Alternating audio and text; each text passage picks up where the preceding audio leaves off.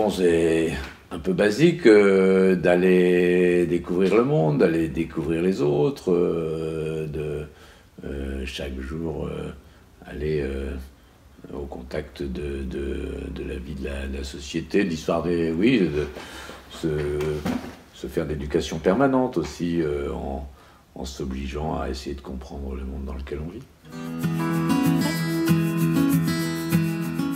Le bonheur d'avoir fait du journalisme pour l'essentiel dans le service public, dans un service public qui n'a pas perdu ses valeurs, il me semble. En plus, je ne vais pas là pour chanter les louanges des radios de Radio France, mais puisque c'est là que j'ai fait l'essentiel de mon parcours, je trouve que c'est un lieu où vivent encore assez bien vivent les valeurs du service du public au service du public, et qui reste néanmoins un média d'offre, un média qui est tourné vers la création. Et puis d'avoir pu, j'allais dire un petit peu accidentellement dans mon parcours, eu cette proposition de Fleur Pellerin de rejoindre son cabinet le soir du 7 janvier 2015, donc un soir particulier, qui m'a permis d'aller voir l'autre côté de la barrière pour voir comment, en tant que conseiller en charge des métiers de la presse et de l'information, on pouvait, avec la puissance publique, essayer de faire avancer les combats pour une presse libre. Donc ça, c'était un coup de chance pas mal pour les 2 années qui ont suivi.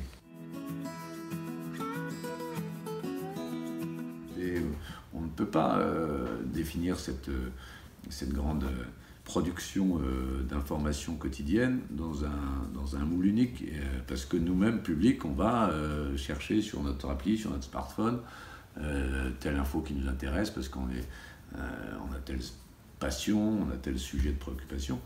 Donc tout ça pour vous dire que sortons de cette fausse uniformité et acceptons de regarder notre singularité. Il y a une multitude de manières de traiter l'information aujourd'hui, des milliers de manières, et des milliers de manières de la consommer. Et essayons de cruter ça et d'aller mieux comprendre ça, plutôt que de nous enfermer dans un truc binaire, les médias, les journalistes, l'info.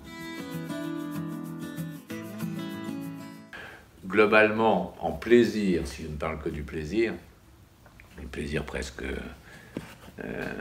physique, c'est la période où je remplaçais Yvan Levaille à la revue de presse sur France Inter, parce que on avait 12 minutes à l'époque de liberté absolue, simplement à raconter tous les matins ce qu'on lisait dans les journaux. Et là, je ne parle même pas en termes de qualité journaliste, c'est un plaisir fou d'avoir, juste par le biais d'un micro, d'une voix et du récit des autres, essayer de raconter chaque matin la vie du monde.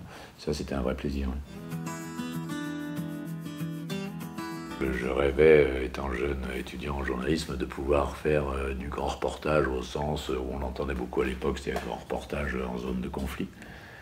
Pour tout un tas de raisons, je ne l'ai pas fait, et je suis pas sûr que ça aurait été forcément une bonne idée que d'aller au plus près de la violence des hommes, mais ça m'aura manqué, parce que j'aurais aimé voir ce que j'étais en mesure de faire ou de proposer dans ce contexte-là.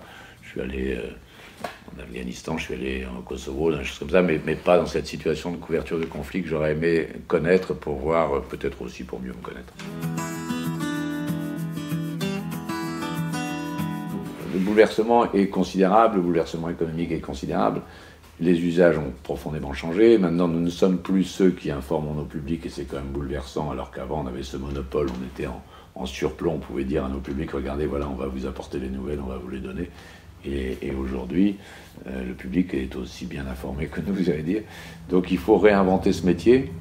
Et en même temps, les fondamentaux n'ont pas bougé, c'est ça mon intime conviction. Aujourd'hui, on voit apparaître des choses que je trouve très prometteuses, en tout cas qu'on a beaucoup primé aux assises, c'est le travail collaboratif. C'est-à-dire qu'avant, j'étais journaliste au Figaro et j'étais journaliste au Monde, on ne se parlait pas parce que c'est le premier qui sortait l'info. Et maintenant, toutes ces grandes rédactions travaillent ensemble, comme Panama Papers, comme LuxLeaks, toutes ces grandes enquêtes internationales où des journalistes, des rédactions, par-delà leur marque, se mettent ensemble sur un même sujet pour ajouter les unes aux autres leur force éditoriale, leur capacité d'investigation. Et ça me paraît extrêmement prometteur.